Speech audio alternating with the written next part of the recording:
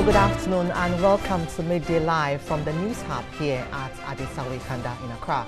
My name is Efua Tifu. The details this afternoon.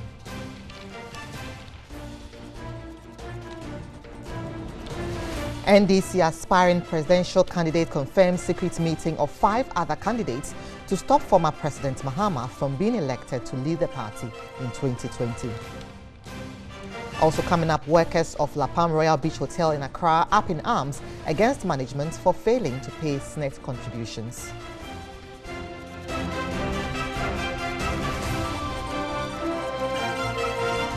Coming up on business, government announces producer price for cocoa for the 2018-2019 crop season.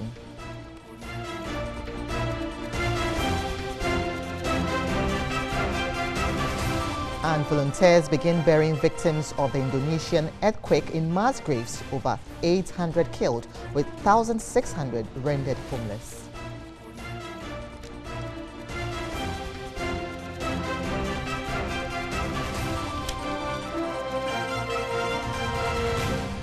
These and more coming up in the next 1 hour. Do stay with us. Now let's begin on a security note, and the Tema police has gunned down 2 robbers and arrested 2 in shootout at the Tema industrial area. The alleged robbers stormed a UT warehouse on a robbery spree. According to the police, they had a tip-off that robbers had besieged the UT warehouse. Upon arrival, the police engaged them in a shootout, which led to the killing of 2. 2 were later arrested by the police. Tema Regional Police Public Relations Officer ASP Joseph Benefodakwa said the 2 would help the police with investigations.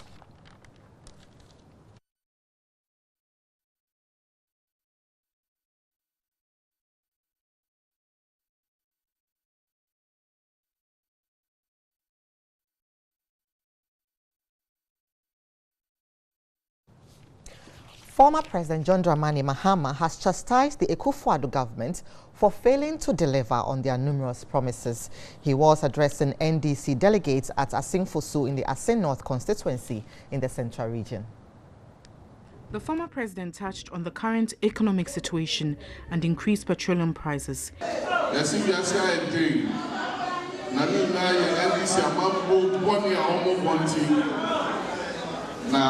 Samre no na petrol ya 14 cities. 14 cities. Petrol na 14 cities. Abra you to and the petrol is saying. He said the MPP had lied their way to power and are now unable to deliver on their promises. What you mean the G to me? And so what you mean fan control and drop me and that and from poor man. And yet the former president urged the party supporters to vote the NDC back to power to continue with its good works.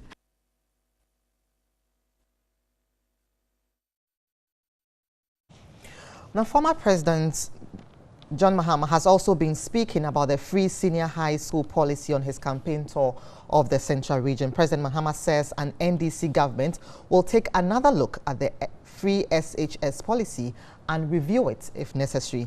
This has attracted reaction from the president, who said a review as called by the NDC could mean a scrapping of the policy. Now let's now speak with the member of the campaign team. That's James Ejenin Boateng, who joins me on the phone lines. Good afternoon to you, James. Hello, good afternoon.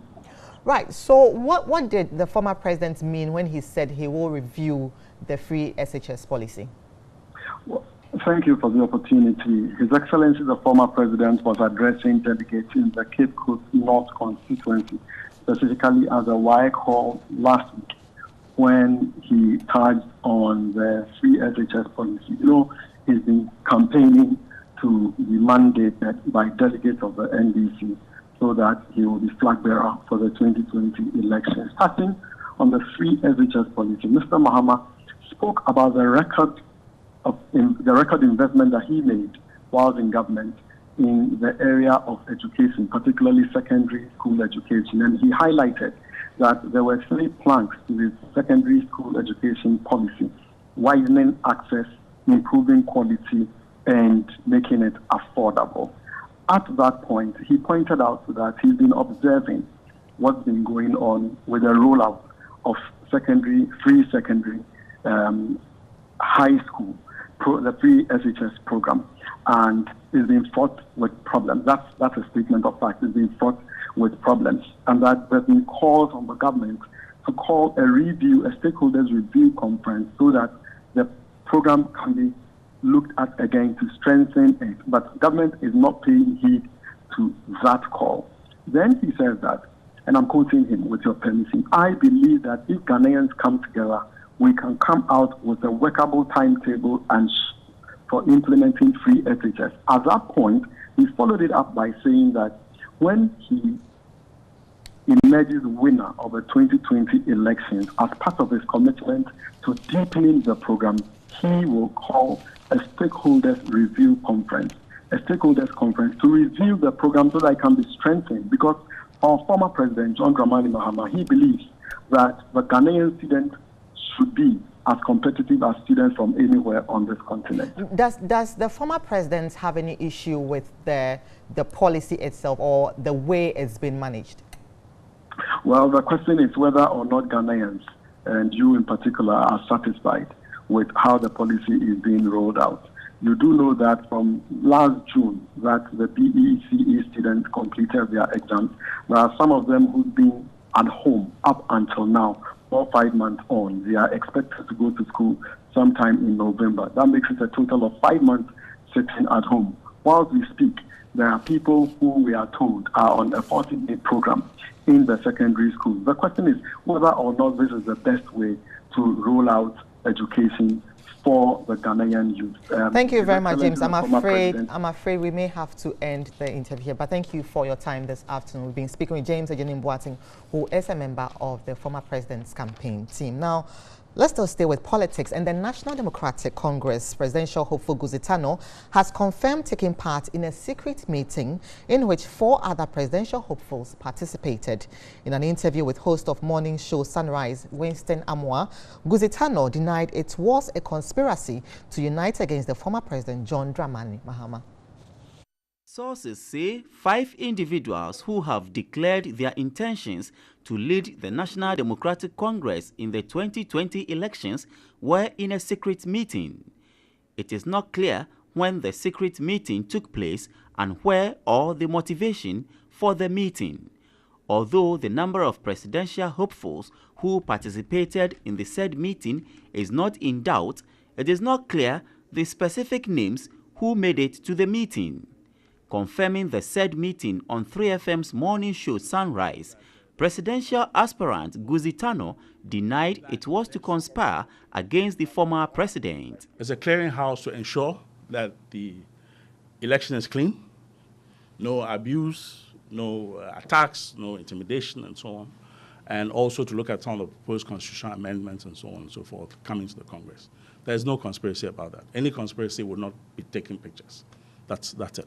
Information indicates that the 5 presidential hopefuls are thinking of presenting one candidate to prevent the former president from being elected to lead the party. Are you plotting to make sure he doesn't? No, but what kind of question are you asking? I'm a candidate. No, I said, are you people plotting? I'm a candidate. Can I be in favor of Mahama? No, hold on. So that's you personally, but are you 5 plotting to make sure Mahama doesn't win so that one of you wins? That's what the story says.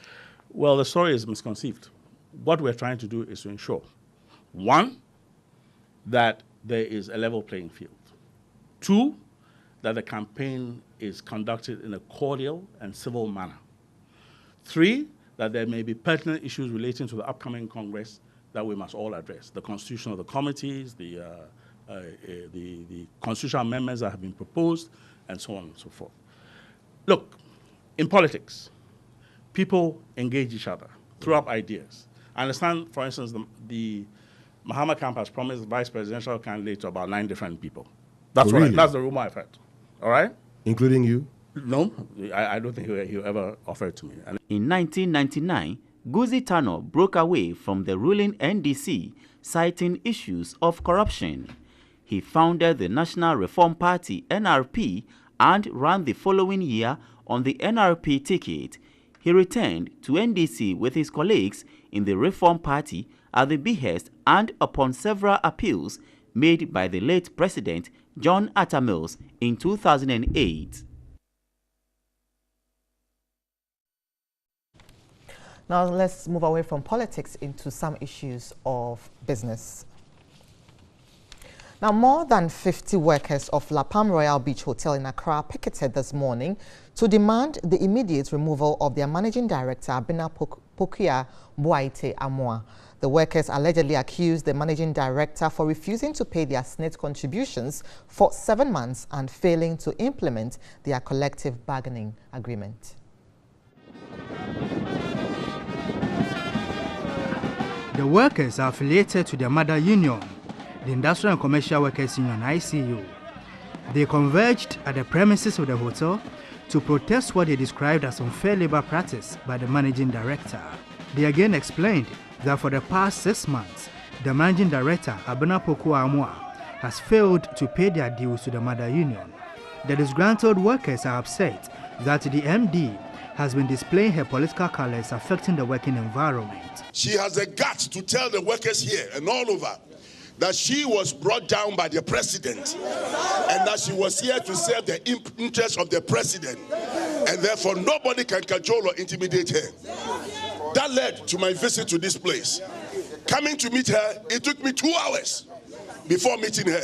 She gave a forum, we listened to a matter. Thereafter, she said she was going to give another 4 dates. That date never came. I gave her a phone call. She said she was on some errands with the president, and when the errands with the president is over, before she will have time and listen to industrial relations issues. The workers added the MD has failed to implement the collective bargaining agreement and has engaged in wanton transfers of union leaders. 6 solid months, she has refused to pay the union dues, both the national and the local. As if that is not sufficient, our SNIT second year, from March up to date, nothing has been paid. As if that is not enough, negotiations that have been concluded and MOU have been drawn. She was supposed to implement the MOU. She thrown the MOU aside, and she's saying that she will do her own implementation from this October. General Secretary of ICU, Solomon Kote, who led the picketing, promised to pursue the matter at the presidency. We want it to be on record that the National Union is not willing and ready to work with any square peg to be put in round hole. We want the presidency also to know that the people they are appointing into authorities, they must have respect for Ghanaians. They must have respect for the people they work with. We are not leaving any stone unturned. We are moving from here to get to the state DGG and then move on also to see what the chief of staff will say about this matter. He said effort to convene a meeting with the MD has been unsuccessful. The managing director, Abena Pokia Amoa, is yet to respond to the concerns of the workers. Let's now look into issues of the special prosecutor, because President Akufo-Addo has assured government will fix the special prosecutor's problems. This follows complaints by the special prosecutor that his office is not functioning due to inadequate resources. The president, who was speaking at a meeting with Ghanaians in the United States, said very soon the office of the special prosecutor will be functional. He said the office is dear to the heart of Ghanaians and every effort will be made to resource Martin Amidu and his team.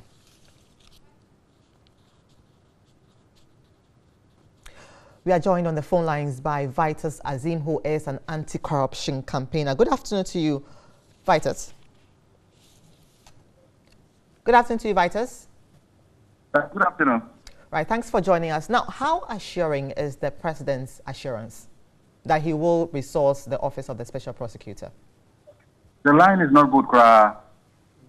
Well, can you repeat?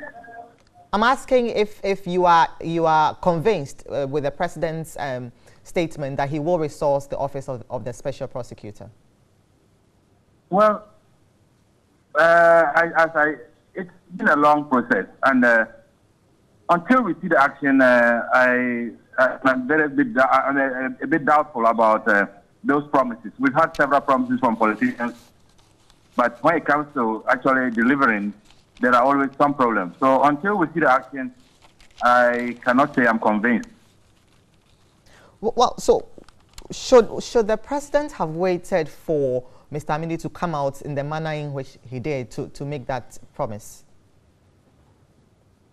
Well, it was necessary for him to come out and say that so that the rest of us, the media, the civil society, and citizens in general can put pressure on the government to actually act on what is supposed to be done. Because if he keeps the problems to himself, Ghanaians will not know, and the politicians may be suppressing it. So I think what he did was in order to help put more pressure on the government. Right. He also mentioned that he doesn't have the LI legislative instrument to work with. Some have said he can actually work without that. Is it possible? I think that without LI, there will be some limitations, but that doesn't mean he cannot actually do his work. The LI normally elaborates further on the act. And so where it comes to maybe interpretation and certain actions, there might be some limitation on him. But it doesn't prevent him from actually acting. We have a number of laws that do not have LIs. The Access Declaration Law, which was passed in 1998, still doesn't have an LI. The Public Financial Administration Act, Financial Management Act, which was passed in 2016, does not yet have an LI. But it's being implemented. So he can do it, although there will be some limitations on how far he can go. Right, thank you very much. Vitus Azin is an anti-corruption campaigner. Now, first-year students placed on the double-track system in Mion Senior High Schools in the Mion district of the Northern Region are facing serious academic problems. First-year students have been put together with second-year students in the same classroom and restudying second-year curricula. However, a completed community senior high is standing unoccupied in the same school, but the contractor has refused to hand over its keys because government owes him money. Eva Atiboka has this report. Students are already struggling with space. Second cycle education started last year in Myong district. 200 students were placed in a 4-room structure at Sang. Already, the 4 classrooms are crowded with 50 students studying in each room. This year, 500 first-year students have been placed in the school under the double-track system. The new students are studying same subjects in same classroom with the second-year students. This is Form 2A, and here we have Form 1s and Form 2s mixed together. This afternoon the subject is economics and the topic is economic systems, but basics of economics being learned here. On the board we only have the definition of economics, which of course the year 2s shouldn't be learning. Economic system is the continuation of the year 2 syllabus, but we have SS1s who have just reported. We are doing this to let them be fully engaged. A few of the first-year students have reported, but there is no space for them. Where to put them is a big problem. So those who have reported, we have asked them to sit among the Form 2 students according to their programs. Being a day school, most students come from far away places and would have to look for accommodation within the community. Meanwhile, a community day school built to accommodate the students is already completed but remains closed. Authorities that we have been consulted and they have been told by higher authorities that things are in place in the next few days. Few days when? How soon? How soon, I cannot tell, if I'm to be honest with you. But this block is fully completed to take care of the 400 to 500 students we are expecting under the single track system. What we need now is for the contractor to come back to site quickly and hand over the block for academic work to start. District officials, parents and students want central government to intervene as soon as possible to open up the school for use.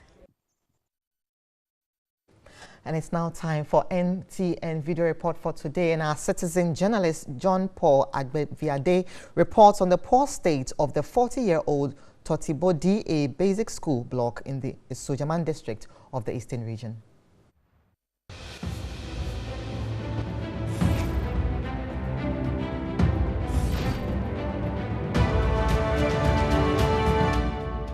We are currently in Totibo DA Basic School, a school located in the Eastern Region of Ghana, to be precise in the Sojaman district, in a village near Akosombo. The block we are seeing now represents primary 4, 5, and 6. This noble school is 40 years old now, and this has been the state of the classroom blocks. Here we are in the GSS. Here is GSS 1, GSS 2, and GSS 3.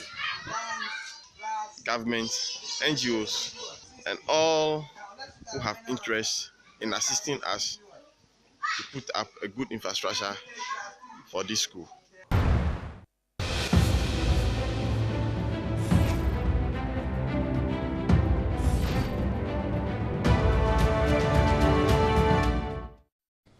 John, thank you very much for that report. Now, you can also send your video report to our WhatsApp platform 055-1433-044. You're watching Midday Live on TV3. We'll be back shortly after this break with business.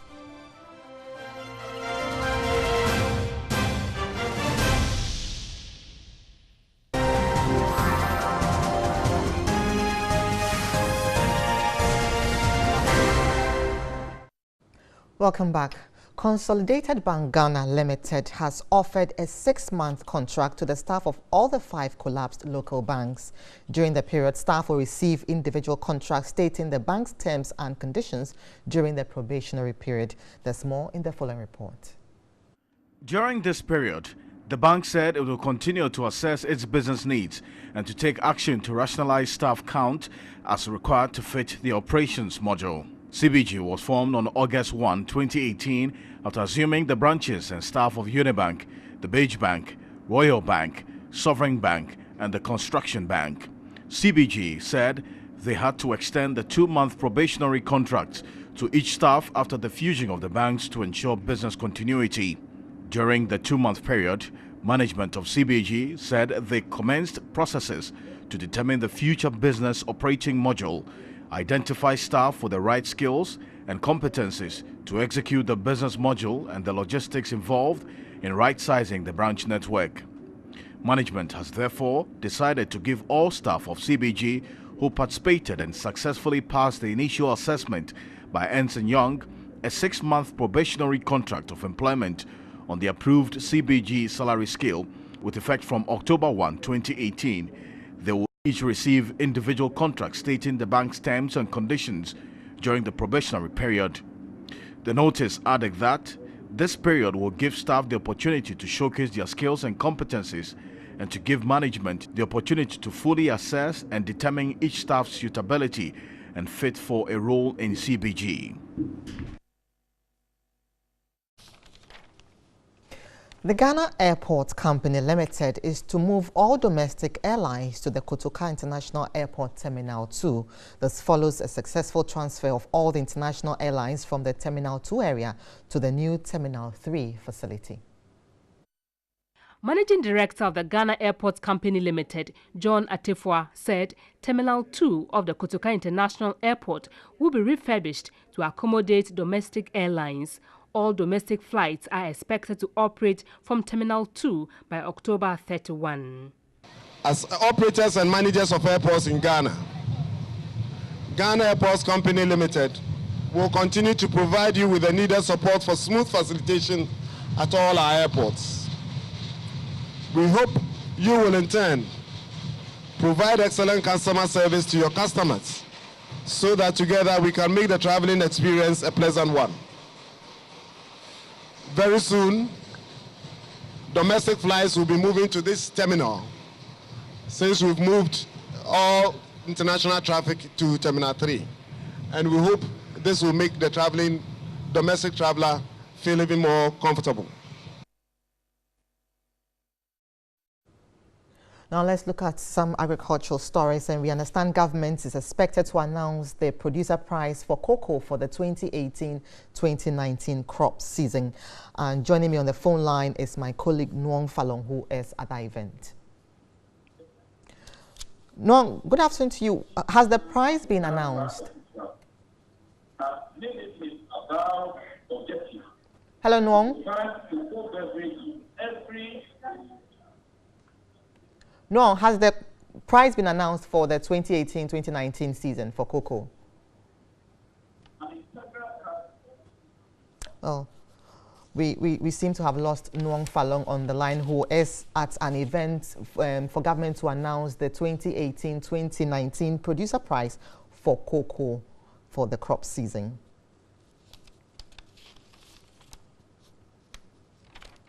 Nuong has joined us back on the line. Good afternoon to you, Nuong. Good afternoon. Has the price been announced yet? Hello? Yes, has the price been announced? Not yet. The price has not yet been announced. The program was delayed because of the rain. So far, we've only had the Greater Accra Regional Minister who has spoken about the flooding of the market by international chocolate brands, and he's pushing for more local participation in the market. We also have the president of the Cocoa, Coffee and Shea Nut Farmers Association. They have been complaining mainly about the destruction of cocoa farms by Galamsey, and they are calling on government to push forward more with the airport Operation Vanguard to protect the lands from Galamsey. Presently, we have the chief executive who has just started speaking, hoping that he will announce the price, but so far, nobody has announced the price yet. Well, thank you very much. We will try and get back to you as and when we have that information. Now, the Chief Executive Officer of the Ghana Investment Promotion Center, Yofi Grant, says he is confident the GIPC would meet its 2018 target of $10 billion in foreign direct inflows. Now, out of the $5 billion targeted last year, the center mobilized $4.91 billion. He, however, raised concerns with the lack of adherence to regulations by some companies, leading to the loss of revenue to the country. The $5 billion target for 2017. Were you able to achieve that? Not to the entire figure, but largely achieved. We registered about 4.9 billion of FDI. Of new money that was registered. But I also contend that it may be likely that there's a lot more that we do not actually register and account for from maybe extra investments or additional investments that a lot of the investors bring in, existing investors who already have businesses here. So I'm sure some of the oil and gas companies, some of the manufacturing companies, the expansion capital, etc., bring in some more money. Some of it may be from retained profits, but some of them from real, reinvestments. And that's the challenge that we have in putting all that together and making sure we have accurate amount of FDI that comes in.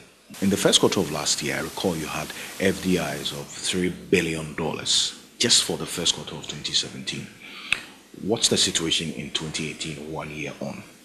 We are still putting the numbers together. Like I did say at the beginning, we are making sure that we have a number that accurately reflects what the situation is and just not picking the numbers of our books, because I know that a lot of these companies are reinvesting, some are expanding, and we need to know how much they are putting there. So we are working all that together, accurate figures.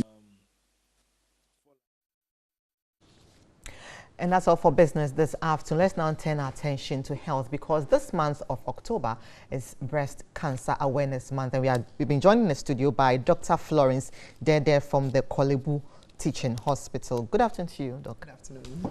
So what sorts of awareness are you embarking upon this month? Well, so for the month of October, we have a few programs lined up.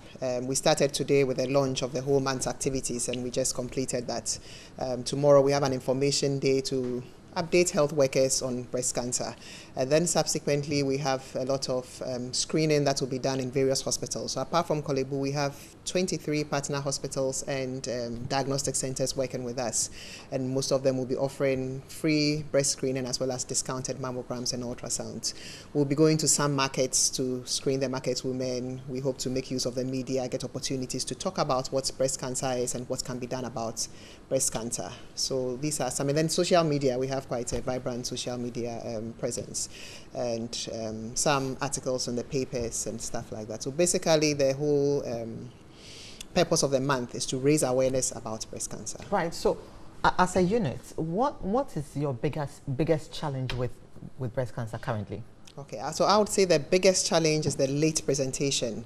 So we know that for breast cancer, when women are diagnosed early and treated effectively, we are able to cure breast cancer. But unfortunately, more than... How early? So there are like different stages. We have from stage like 1 to stage 4. So obviously, if you are caught in stage 1, it's a very early stage, and a cure at that time it's very possible. Whereas if you are caught in the late stages, stage 4, then the cure becomes very difficult at that point. So mostly for about more than 50-60% of our patients are seen and treated in the late stages. And so it causes our outcomes to be very poor. When we see a patient in stage 1 and we treat, when we take 5-year survival, it's more than 90%.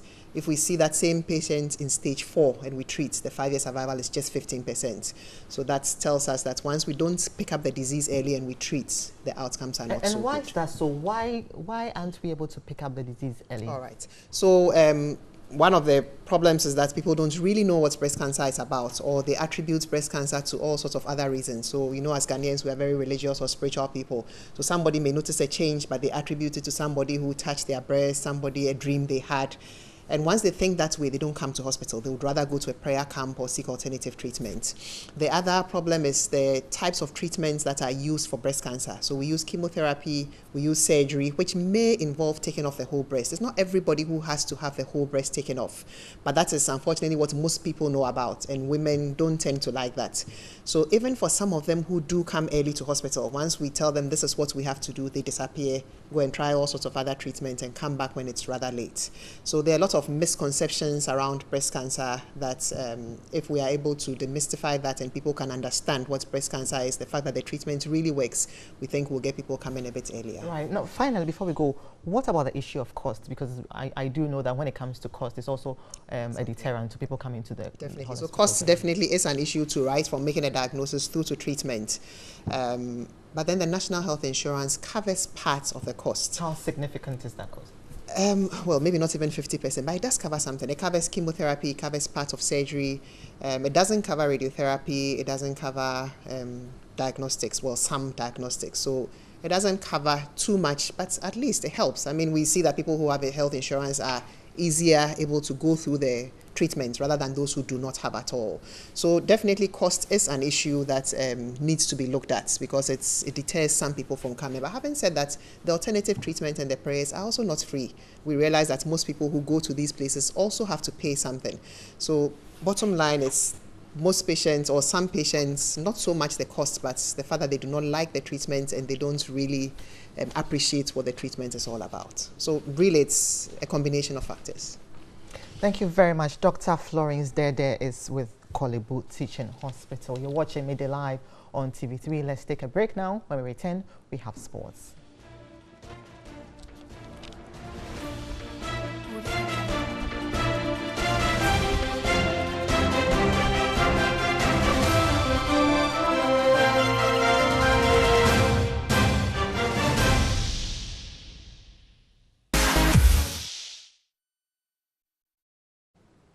Nostalgia filled the air as music legends Kojo Enchi and Daddy Lumba wowed patrons of the Vodafone African Legends Night with an impressive blend of great and irresistible high-life classics.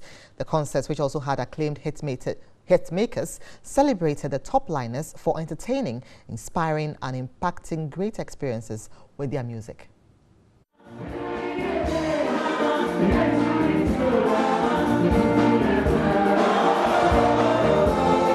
For 7 years, the African Legends Night has celebrated the continent's great music icons.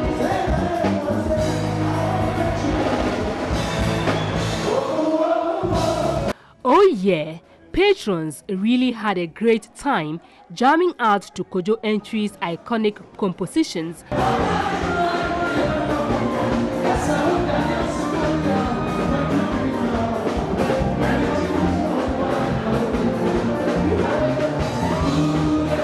The music maestro was simply unstoppable and fans couldn't resist taking to the dance floor.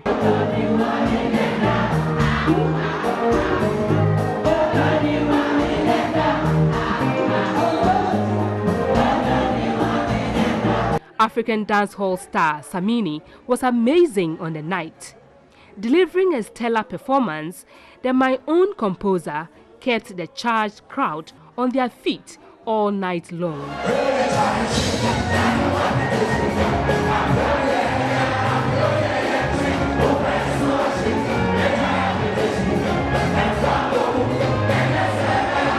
Samini seized the moment to eulogize musical mentors Bob Nestamali and prolific composer Nana Ampedu.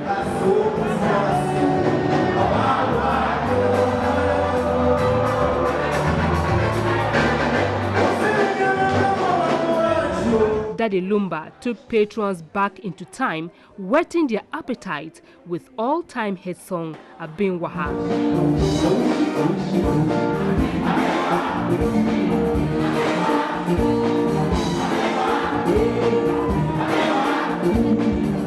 To mark his 54th birthday, Daddy Lumba was joined by former First Lady Nana Akufo-Addo Rawlings and executives from Vodafone to cut a special birthday cake. With 33 albums to his credit, Daddy Lumba's nostalgic performance got patrons singing the encore chorus.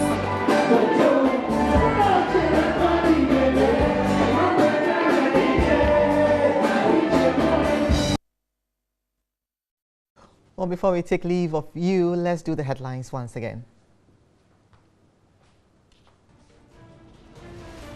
NDC aspiring presidential candidate confirms secret meeting of 5 other candidates to stop former President Mahama from being elected to lead the party into 2020.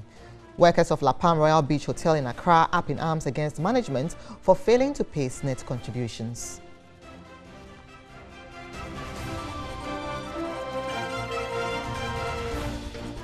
Government expected to announce producer price of cocoa for the 2018-2019 crop season.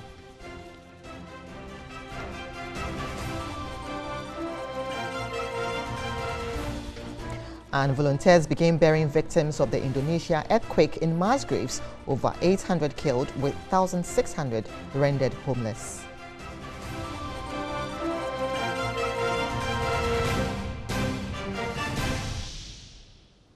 And that's it for the news this afternoon. My name is Efua Tieku. Have a lovely day.